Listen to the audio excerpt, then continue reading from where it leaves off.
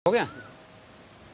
विगत माह 8 अप्रैल को कल्याणपुर थाना क्षेत्र में भारी मात्रा में शराब की बरामदगी हुई थी और उसके बाद ये हम लोगों को पता चला था कि शराब के कुछ माफिया यहाँ पर सक्रिय हैं और पूर्व से भी जो हम लोगों के ज़िले स्तर के जो टॉप 10 अपराधी थे उनमें कुछ शराब माफियाओं को भी हम लोगों ने रखा था जो शराब माफिया का भी कार्य करते हैं और साथ में आपराधिक गतिविधियों को भी अंजाम देते हैं।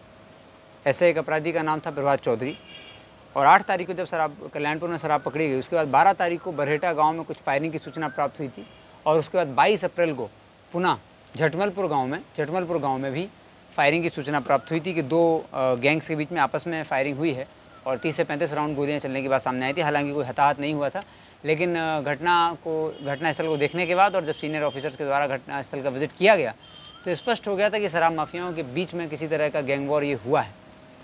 हम लोग इस पर कार्य कर रहे थे और प्रभात चौधरी जो इस क्षेत्र में सक्रिय था, कुख्यात अपराधी भी है, हम लोगों का जिला स्तरीय टॉप 10 वांटेड था, उस पर भी कार्य कर रहे थे। उसी क्रम में एसटीएफ के सहयोग से प्रभात चौधरी की गिरफ्तारी हुई है। प्रभात चौधरी साथ में उसके रवि चौधरी एवं अमरजीत कुमार दास, इन 3 अपराधियों की गिरफ्तारी हुई है।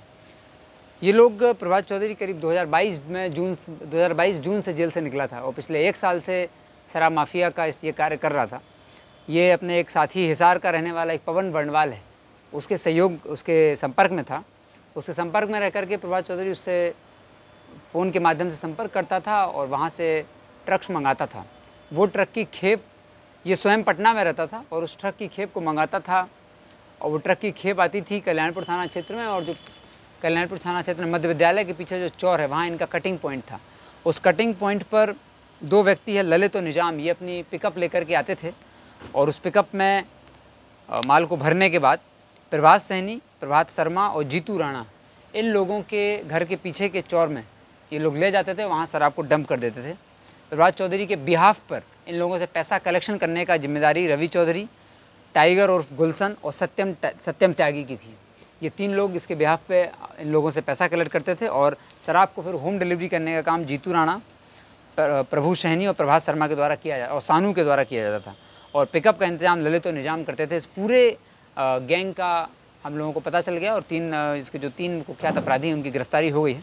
बाकी सभी भागे हुए, उनकी गिरफ्तारी के लिए प्रयास किया जा रहा है। हुआ यूँ था कि जब 8 तारीख को इन लोगों की शराब पुलिस के द्वारा पकड़ी गई तो इनका पुराना साथी था राय बहादुर, इनका ही ड्राइवर था।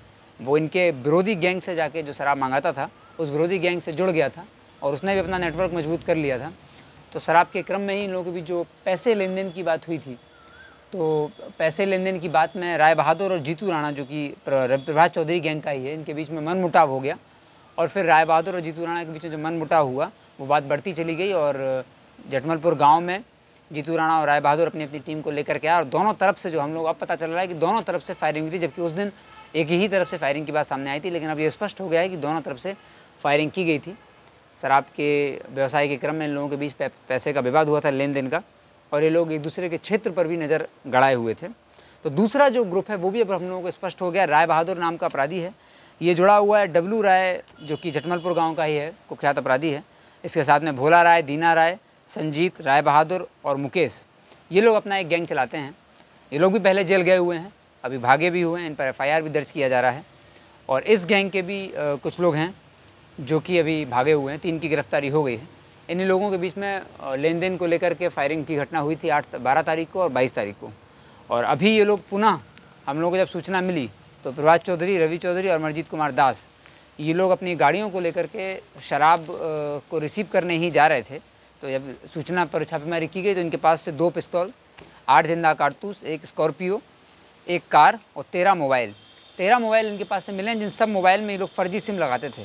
यह भी जानकारी प्राप्त हुई है कि ये फर्जी सिम उपलब्ध कराने वाला कल्याणपुर थाना क्षेत्र का रहने वाला ही एक मोबाइल शॉप है, उसको भी आइडेंटिफाई कर लिया गया है, उस पर रेड होगी और वो इन लोगों को फर्जी सिम उपलब्ध कराता था और उस फर्जी सिम की मदद से ये लोग अपने हरियाणा के जो व्यवसायी थे उससे संपर्क करते थे। तो 2 4 चक्का गाड़ी हुई हैं और 2 पिस्तौल और 1 बुलेट बरामद हुई है, 8 गोलियाँ बरामद हुई हैं, 3 अभियुक्त गिरफ्तार हैं।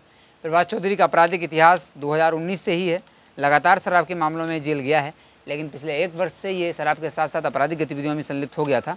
और इन लोगों ने इस पूरे गैंग के पास 7 हथियार हैं जो हम लोगों को पता चला है, जिसमें से 2 बरामद हो गए हैं, 5 हथियार और बरामद होने हैं। जो इनका एक साथी है हल्का उर्फ हिमांशु, उसके पास बाकी हथियार होने की सूचना है और एक प्रभात शर्मा है।